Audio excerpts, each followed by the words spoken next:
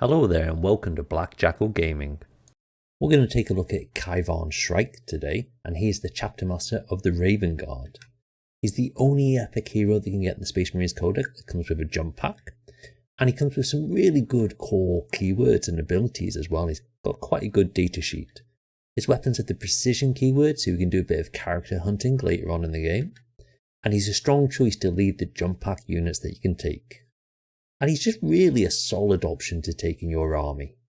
Taking a look at his datasheet, he comes in at 100 points, which might be slightly on the pricey side. Comes in with a movement of 12 inches, toughness 4, 3 up save, 5 wounds, leadership 6, and objective control 1. He does also come with an invulnerable save of 4+. He has the deep strike ability, so he can come in anywhere from turn 2 onwards in your movement phase outside of 9 inches of an enemy unit. He's a lone operative, so he can't be targeted within 12 inches, and stealth, so he's -1 to be hit. He can currently lead the assault intercessors with jump packs, as well as the Vanguard Veterans with jump packs. For his range profile, he comes in at ballistic skill 2+, and he has the blackout pistol. This comes with the pistol keyword, allowing him to shoot it when in engagement range, and precision, so he can target characters that are leading a unit. It comes with an 18-inch range, 2 attacks, strength 5, -1 AP, and 2 damage. For his melee profile, he comes in at weapon skill 2+, and he's equipped with the Raven's Talons. These come with the precision keyword again, and twin link, so he can reroll those wound rolls.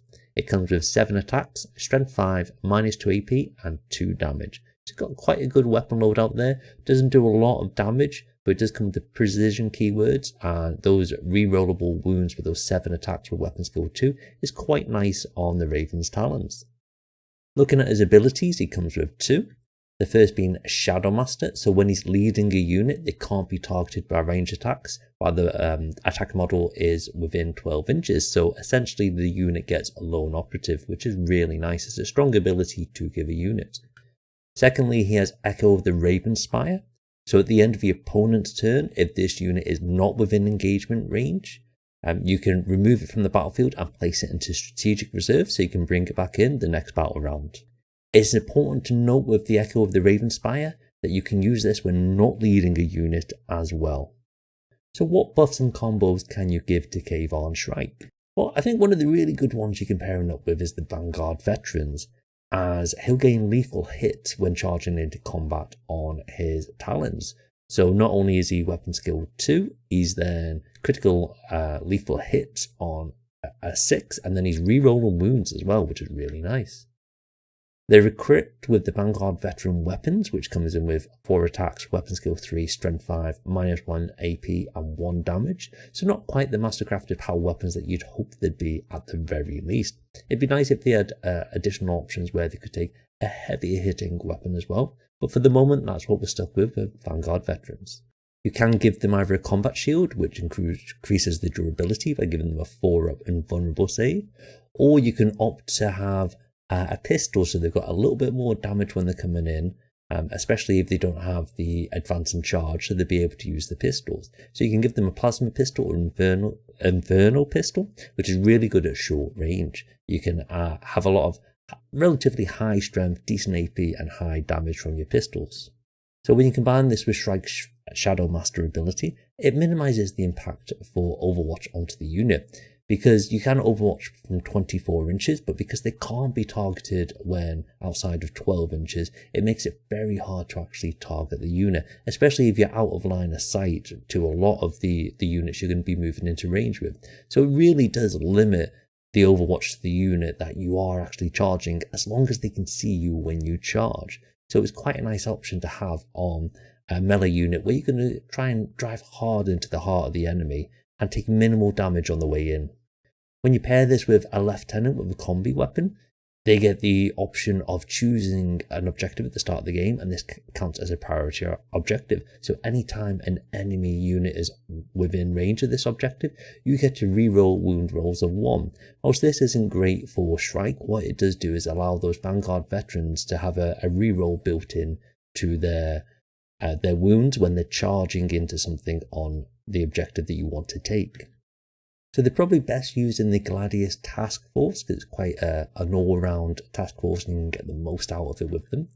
The Assault Doctrine is really good for early game charges because they do have that long threat range with their high movement, and then if they're in the Assault Doctrine, they can actually advance and charge. So not only are you having that roughly 12-inch movement, then you're going to be averaging about 4 inches on your advance and then 7 to 8 inches on your charge.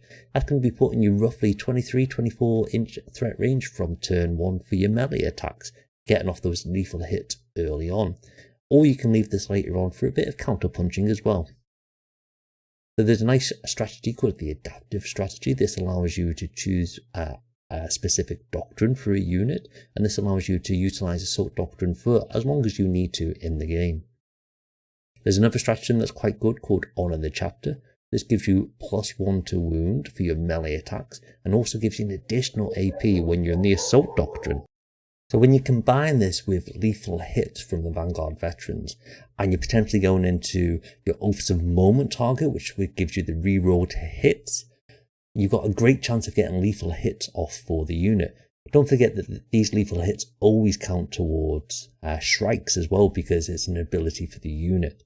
So you're coming in with your lethal hits, rerolls via Oaths of Moment, +1 to wound, and you've got an additional AP and reroll to wounds of 1. And this is very powerful. It's going to give you the ability to put a significant amount of damage onto a lot of opponents in the game. Now, the really tough opponents you might have struggle getting through with only that strength 5, but that +1 to wound will be really helpful. It's the lethal hits really that you want to lean into and try and get them to go off a little bit sooner than you'd expect them to go off. And don't forget, it will be 20 strength 5 -2 AP 1 damage attacks coming in, as well as Shrike's 7 strength 5 -3 AP 2 damage attacks.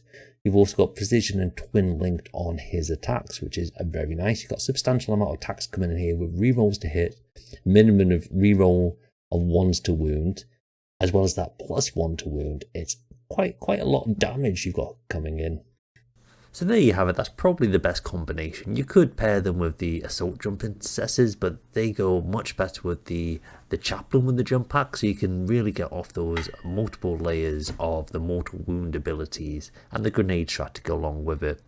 With the Chapter Master Shrike, you are better off probably going with the higher damage output through the melee weapons, where you can bounce around and do as much as you can, getting into as many units as possible really to do the most amount of damage. Hope you enjoyed the video. Hit the like and subscribe button if you did. If you want to support the channel, you can pick up a membership where you get early access to videos, or pop on over to Patreon where there's free memberships where you can check out some blogging and memes, and there's some extra goodies if you want to throw a bit of money my way. Check out these other videos and I'll see you next time.